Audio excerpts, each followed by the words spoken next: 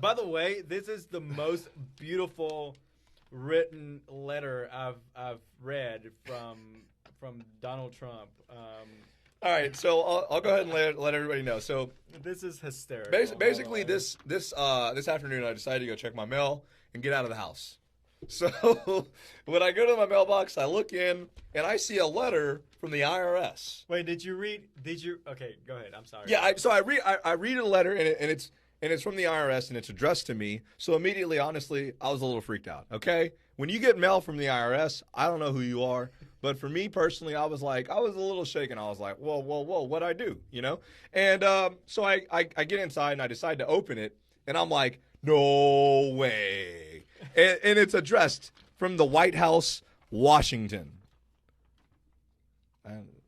Okay, we're not even going to talk about it. All right, so it's addressed to from the White House, from Washington. And I'm not going to read you all of it, but let me just say that it's... Are we 100% sure that this is an actual letter that came from the government? It is. It does have the Department of the Treasury, yeah. It's from the IRS. This is crazy, man. Like, okay, so here's what the letter starts off with. Wait. Did you read it in Spanish or in English? Dude, I read First it. Of all. So, spoiler alert. Spoiler alert. So hopefully it's in both. Apparently, we are not that strict about making people learn the English language because this is a letter from the White House. So in Spanish and English. So yeah, it's dual-sided, and I'll be real honest. Like, I'm not that fluent to read all of this. It would be kind of interesting. But so I can read it for you, man. Right. So your economic impact payment has arrived. That's how the letter starts. So it immediately starts by telling you, hey, your money's arrived. You know, you got some money from the government. And then it goes on to say, my fellow American, our great country is experiencing an unprecedented public health and economic challenge as we result of the global pandemic. I'm not going to say the word. Our top priority is your health and safety. So needless to say, this letter goes on, and it says, I am pleased to notify you that as provided by the CARES Act, you are receiving an economic impact payment of $1,200 by direct deposit. We hope this payment provides meaningful support to you during this period. So if you go on down to the bottom, I've got Donald Trump's autograph. I've got his autograph right here. I think we should put it up here next to the Kobe jersey. Dude, if we're being honest here, you know. But anyway, so Donald Trump signs this letter. We will do it together as one nation, stronger than ever before. Signed, President Donald J. Trump. P.S. Unless you're a Democrat, you're not. You're not with us. So what's interesting about this letter, right? Is and by the way, I do think that this money could have helped way more people. I think that's the biggest problem with it. If you haven't seen any of our content, I actually went over this. I talked over the different age groups that were impacted by this payment. I talked about the age groups that didn't receive this payment, and just gave you some examples of how that could impact. So if you want to see more of that, just check that out on our YouTube channel. But anyway, so basically, the reason why this letter is so interesting, it's two-sided. It's got an English side, and then if you flip it over, Spanish side. I found that. Can you? How does that? How what does that translate to? If you don't mind, like, what's the opening line of this? Exactly. Your economic impact payment has arrived. I've never seen anybody use some of these words before. Yeah, it says Supagol? literally word for word. Your payment for relief for the economic impact has arrived. Yeah, that basically your economic impact payment has arrived. Does he say anything like I like taco salad? Oh, dude, my. I'm sorry.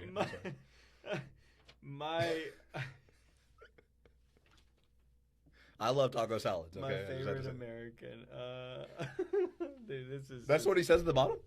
No. He says, says, I was gonna lose it. He says my patriot American in Spanish. That's what it translates. That's awesome. Yeah, I know. I mean, so this is obviously interesting for a lot of reasons. One being that for those of you that don't know, the United States actually does officially have a national language now.